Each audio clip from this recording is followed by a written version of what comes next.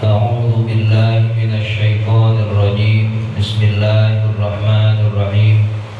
الحمد لله رب العالمين، وبه نستعين على أمور الدنيا والدين، وصلى الله وسلم على سيدنا ومولانا محمد خاتم النبيين وعلى آله وصحبه أجمعين، ولا حول ولا قوة إلا بالله العلي العظيم. اللهم لا علم لنا إلا ما علمتنا إنك أنت العليم الحكيم، ولا فهم لنا إلا ما فهمتنا إنك أنت الواسع الكريم. نسأل الله سبحانه وتعالى أن يعلمنا ويفهمنا ويفتح علينا فتوح العارفين، إنه بذلك قدير وبالإجابة جدير، وهو حسبنا ونعم الوكيل. إلى حضرة النبي محمد صلى الله عليه وسلم. الفاتحة. بسم الله الرحمن الرحيم. الحمد لله رب العالمين، الرحمن الرحيم، مالك يوم الدين. إياك نعبد وإياك نستعين. اهدنا الصراط المستقيم، صراط الذين أنعمت عليهم غير المغضوب عليهم ولا الضالين. آمين. Walau waqafa kullun minhuma fi bina'in kabaitaini, dan seandainya waqafa kullun minhuma, berada setiap dari imam dan makmum, fi bina'in, di dalam bangunan yang berlainan, kabaita ini seperti dua rumah. Jadi imamnya ada di satu rumah, makmumnya di rumah yang lain. Aw ahaduhuma fi sahih, atau salah satu dari keduanya berada di dalam rumah. Wal akharu, namun yang lainnya fi suffatin min darin, berada di emperan rumah. Au khonin, atau emperan toko. Au madrasatin, atau di madrasah. Fa hukmuhu hukmul fadha, maka hukumnya seperti hukum berjamaah di lapangan terbuka. Jadi ada kasus orang berjamaah, tempatnya beda-beda di dua bangunan nih. Yang satu di rumah, yang satu rumah yang lain. Atau yang satu di dalam rumah, lalu yang satunya lagi di emperan rumah, di luar juga. Atau yang satu di dalam, yang satu di emperan toko atau di madrasah. Intinya ini orang berjamaah, imamnya di mana, makmumnya di mana, begitu. Di dua bangunan yang berbeda. Maka berjamaahnya dihukumi seperti jamaah di lapangan terbuka. Artinya ada syaratnya. Kalau di masjid pada umumnya itu secara mutlak sah, karena dalam masjid satu bangunan. Namun kalau hukum berjamaah di lapangan terbuka, maka nanti tidak boleh melebihi ukurannya itu 300 ziro. 300 ziro itu sekitar 150 meter. Jadi jangan sampai melebihi 150 meter. Umpama imamnya di rumah, makmumnya di rumah yang lain, maka jangan jauh-jauh. Tidak boleh melebihi dari 150 meter. Kalau lebih, nanti hukumnya gak sah berjamaah itu. Nah, itu syarat yang pertama. Bisyarti alla yaqula ma yamna'u al-istidrak. Lalu disyaratkan pula agar tidak ada perkara yang menghalangi al-istidrak, masuknya makmum kepada imam. kasyumbakin, seperti adanya jendela. Jadi nggak boleh ada yang menghalangi. Jadi rumahnya nggak boleh tertutup. Kalau rumahnya tertutup dengan jendela, aksesnya makmum nggak bisa masuk ke dalam imam, nggak sah. Itu syarat keduanya. Yang pertama, nggak boleh lebih dari 150 meter. Yang kedua, akses makmum masuk ke imam harus long, terbuka. Ini dua tempat yang beda nih. Imamnya di satu rumah, makmumnya di rumah yang lain, atau makmumnya di emperan toko dan sebagainya, harus kebuka tuh.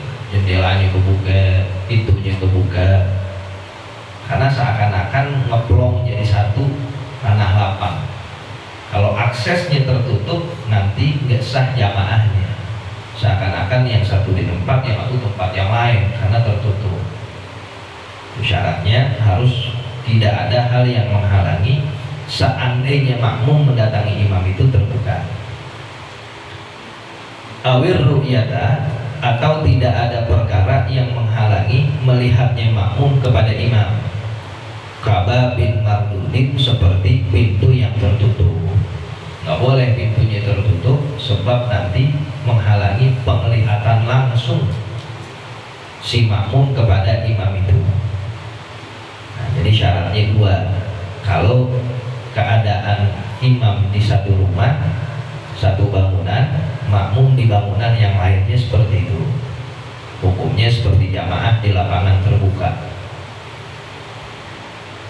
Waqila, dan dikatakan satu pendapat, in kana bida'ul makmumi an yaminihi, apabila bangunan makmum berada pada bagian kanan imam. Sama nih keadaannya, beda bangunan, cuman bangunan makmum adanya di samping kanan bangunan imam.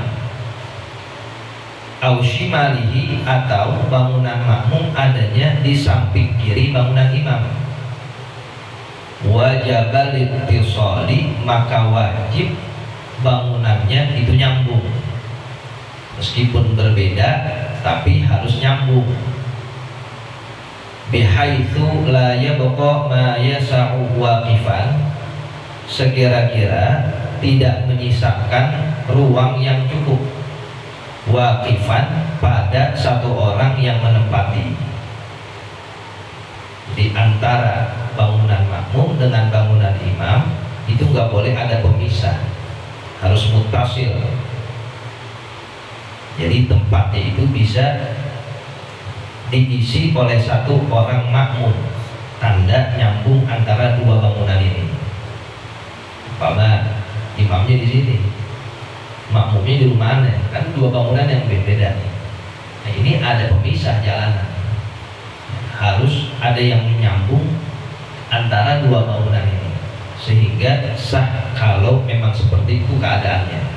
Kalau begini nggak sah, karena tidak ada ittisal, bangunannya nggak nyambung. Meskipun sedikit space-nya jalanan itu, tetap saja dihukumi tidak nyambung. Kalau nyambung, ada akses, ya, di hotel di pub itu bisa keluar masuk di antara dua bangunan itu, maka itu sah. Sehingga kalaupun bangunannya berbeda, berjamaah seperti itu kondisinya dibenarkan. Kalau terpisah, meskipun jalanan kecil, nah itu nggak bisa. Wa in kana khalfahu, dan apabila bangunan makmum di belakang bangunan imam, wajaba alla yazida ala salasati adru'in, maka wajib bangunan makmum agar tidak lebih dari 3 ziro. 3 ziro itu seukuran 140 cm, karena satu zironya kurang lebih 46 cm. Jadi kalau 3 ziro ya kurang lebih 140 cm. Nah, itu kondisi kalau antar imam dan makmum bangunannya beda. Umpama imamnya di sini, makmum di rumah belakang, itu kan di belakang imam. Kalau makmumnya di sono, gimana kalau makmumnya di sini, makmumnya di sono? Ukur aja rumah ini ke sono lebih dari 140 cm. bukan meter, senti. Ada nggak 140 cm di nyebrang ke rumah Bang Rupli itu? Nggak ada. Kalau nggak ada sah. Tapi kalau melebihi dari 140 cm nggak sah. Umpama imamnya di sini, lalu dia di belakang, ya, sana yang melebihi 140 cm atau 3 zero. Nah, kalau melebihi dari 140 cm kan jaraknya semakin jauh, itu nggak sah. Maksimal 140 cm.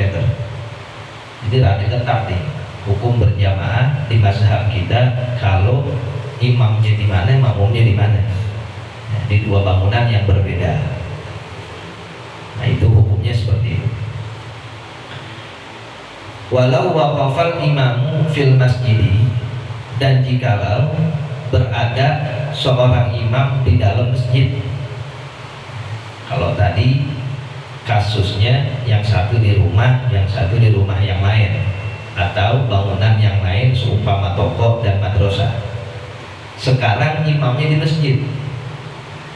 Wal makmumu fi fadhain, dan makmum adanya di tanah lapang. Fadhain ini pengertiannya lebih luas, enggak mesti lapangan, ruang terbuka. Jalanan umum juga fadha artinya ruangan terbuka. Imamnya di masjid, makmumnya di ruangan terbuka, baik di jalanan atau di tanah lapang dan semisalnya. Muttasilin bihi, itu tanah lapang, itu ruangan terbuka, nyambung dengan masjidnya. Sohak, maka berjamaahnya sah. Illam yazid ma bainahu wa baina akhiril masjidi, apabila tidak melebihi antara makmum dan akhir masjid, akhir batas masjid, ala salasimi'ati zira'in, atas 300 zira', sebagaimana yang tadi disebutkan 150 meter, 300 zira'. Itu syarat pertamanya. Imamnya di masjid. Kalau tadi imamnya di rumah, makmum di rumah atau bangunan lain. Sekarang imamnya di masjid, makmumnya di luar lapangan terbuka atau di jalanan umum. Nah itu syaratnya antara makmum pertama yang di ruangan terbuka dengan batas akhir masjid jangan ngeliwatin 150 meter, maksimal 150 meter. Itu sah. Kalau masih 150, kalau udah lewat 300 zero nggak sah nanti, karena seakan-akan beda tempat. Walam yahul hailun, dan syarat kedua, tidak ada perkara yang menghalangi antara makmum yang ada di ruangan terbuka itu dengan masjid. Masjid itu harus kebuka, jendelanya kebuka, masjidnya kebuka. Maka kalau lagi sholat yang sekira jamaahnya banyak, jangan pakai ditutup, harus dibuka tuh. Ini gara-gara pentingin AC ditutup pintunya, padahal Jumatan sampai keluar-luar. Itu mempengaruhi keabsahan syurutul qudwah nanti, syarat berjamaah. Kalau ditutup seakan-akan udah beda tempat nanti, harus dibuka itu, diablagin aja. Urusan AC dingin gak dingin ya belakangan dah, ini ngurusin jamaah yang ada di luar sono, yang di ruangan terbuka. Mithlu umpama ayyaqifa qubalatal babi, makmum itu berada di depan pintu masjid, wa huwa maftuhun, sedang pintunya terbuka. Fa idza shahab, maka apabila sah itu qudwah, itu jamaah makmum tersebut, lihada, pada hal ini dengan syarat di atas, shahab, maka sah jamaahnya, liman khalfahu, bagi makmum yang di belakangnya, walimanin tasolabihi, dan bagi makmum yang bersambung dengannya. Jadi yang menentukan tuh makmum pertama di bagian luar itu. Kalau makmum pertama di bagian luar ini sah, ke belakangnya ribuan jamaah semua. Dia yang nentuin tuh antara dia dengan masjid, dengan batas akhir masjid jangan sampai ngeliwatin 150 meter. Kalau dia sah, ke belakangnya sah semua. Kalau dia juga ngeliwatin 150 atau dekat jaraknya dengan masjid, kan aksesnya ditutup. Ini nggak sampai 150 saya nih, sah dong. Jadi lihat aja masjid ditutup semua tuh. Sekiranya kamu nyamperin imam sekarang bisa nggak? Nggak bisa karena tertutup. Ya nggak sah. Kenapa tertutup? Ya biar dingin AC-nya kan. Padahal jamaah di belakang masih ribuan. Makanya orang yang sholat Jumat kan kadang-kadang gampangin aja. Dia sholatnya di parkiran jauh, ya orang bisa jadi terputus tuh akses dia ke imam atau jaraknya sudah melewati 150 meter. Banyak yang begitu. Ya. Khotibnya udah naik, jadi nongkrong aja di warung. Warungnya jauh batasnya dengan masjid. Suaranya kedengeran suaranya, bukan suaranya, ada ukurannya nih. Harus sesuai. Nah, ada jaga parkiran aja di parkiran. Sholatnya dulu nih sah kagak, orang dipikirin sholatnya dulu tuh. Ya, maju dikit atau bagaimana caranya.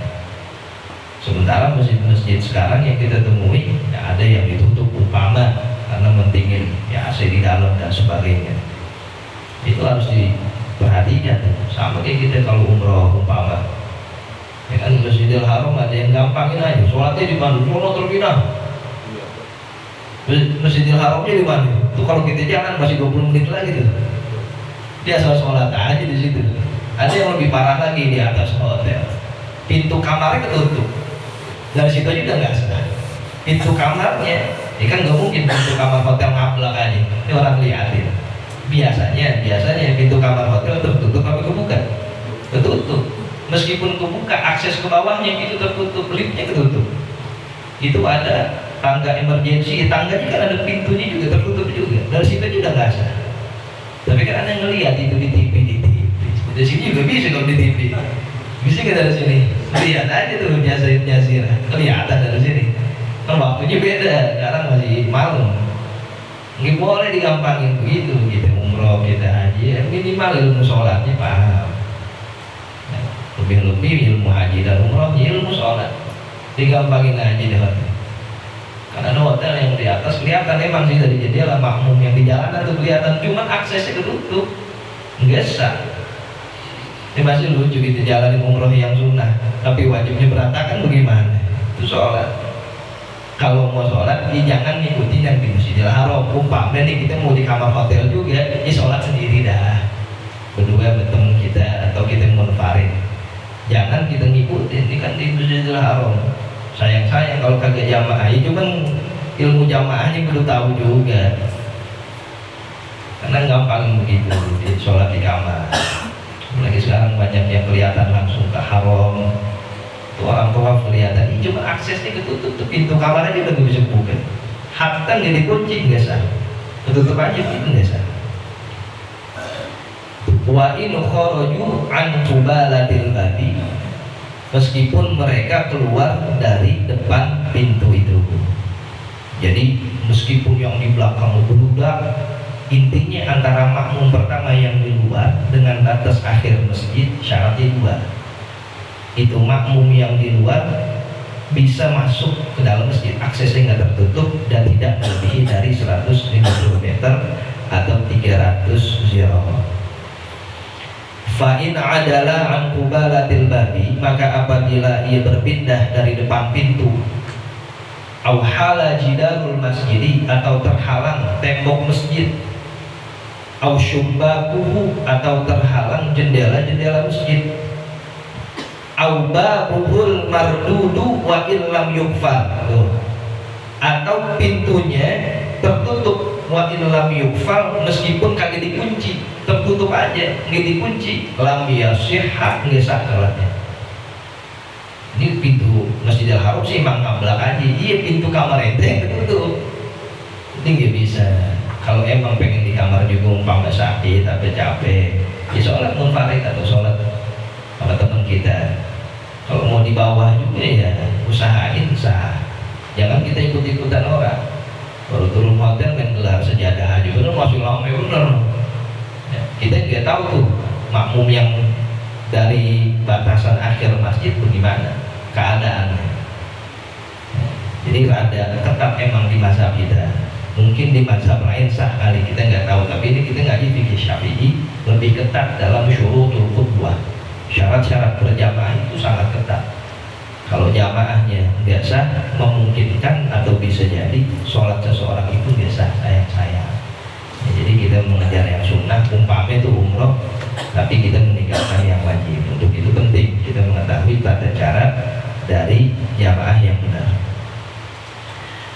Babul awqatil lati nuhiya 'anis sholati fihi. Adapun bab ini menerangkan waktu-waktu yang dilarang untuk melakukan sholat fiha, di dalam waktu-waktu itu.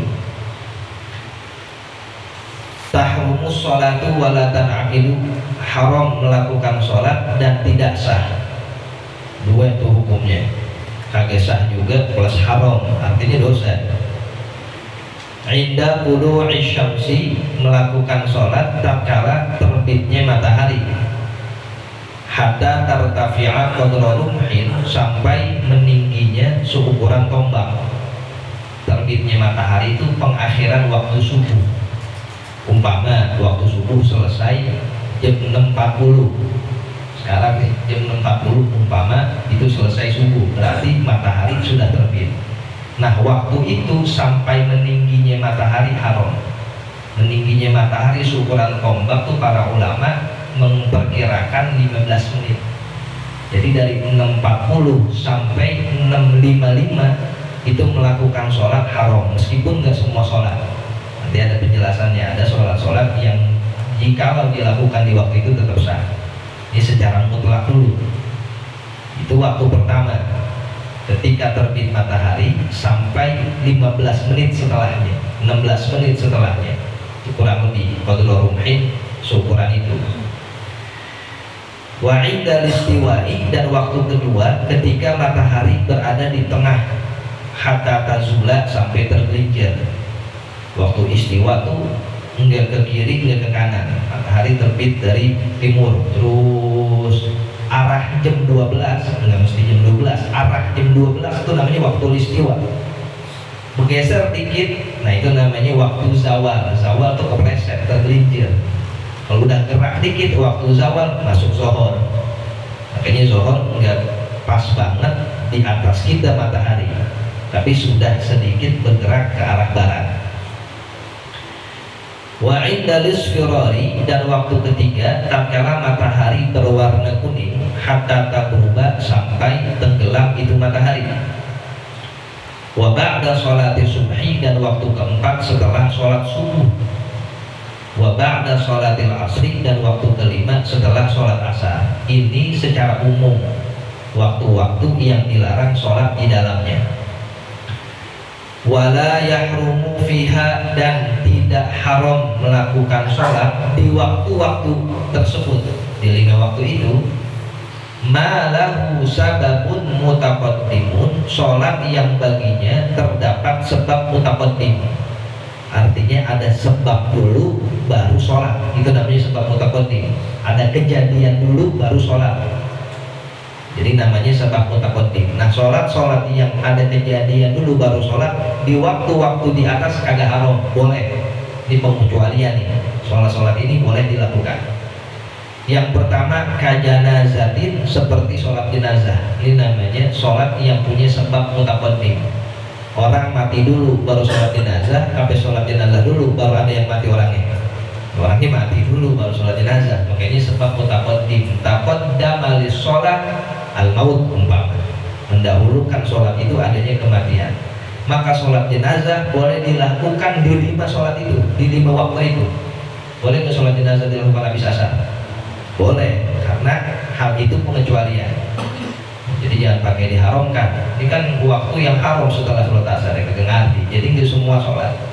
Nah, sholat yang mempunyai sebab mutaqaddim boleh dilakukan di waktu yang tadinya dikatakan terlarang. Wa tahiyyati masjid, dan seperti sholat tahiyatul masjid, masuk masjid dulu baru sholat, sampai sholat dulu baru masuk tahiyatul masjid. Masuk masjid dulu, makanya disebut sabab mutaqaddim. Taqaddama lahu dukhulul masjid. Jadi kalau kita masuk masjid, umpama sebelum maghrib, kita mau nungguin maghrib nih, 5:30 udah jalan, nah, sampai jam 6 kurang 15, itu waktu isfiror tuh haram melakukan sholat. Tapi yang kita pengen lakukan di sholat tahiyatul masjid boleh. Itu pernah diharam-haramin sama orang, ente sholat apaan nih? Ya, habis asar kok sholat, kan itu waktu terlarang. Apalagi di isfirah, kita katakan ini saya melakukan sholat yang mutaqaddim sebabnya. Tahiyatul masjid boleh. Kita melakukan sholat tahiyatul masjid habis asar yang mestinya itu haram, atau sebelum maghrib yang mestinya itu haram waktu isfirah, boleh kita melakukan sholat tahiyatul masjid. Wa sunnati wudu'in, dan sholat sunnah wudu, ini juga sebab mutaqaddim, boleh dilakukan di waktu-waktu di atas. Wa faditatin, dan sholat-sholat qadha boleh dilakukan di waktu-waktu di atas. Nah itu pengecualian. Jadi bagi sholat yang punya sebab terdahulu tidak diharamkan mengerjakan di waktu-waktu yang dilarang. La raq'atai ihramin wastikharatin, namun tidak menjadi halal, artinya tetap haram melakukan 2 rakaat ihram wastikharatin, dan 2 rakaat istikharah. Karena ini sholat namanya sebab mutaakhir. Kita sholat dulu, habis itu ihram. Kita sholat dulu, habis itu menentukan pilihan. Kalau yang sebabnya mutaakhir, jadi balik keharamannya. Nggak boleh kita sholat ihram, kita sholat istikharah, ya, pada waktu-waktu di atas, habis subuh, habis asar, ketika matahari terbit, ya, sampai 15 menit setelahnya, itu nggak boleh kembali lagi karena sababnya mutaakhir. Wala tukrahu sholatu, dan tidak dimakruhkan sholat sunnah maksudnya, fi harami Makkah mutlaqan, di tanah haram Mekah secara mutlak.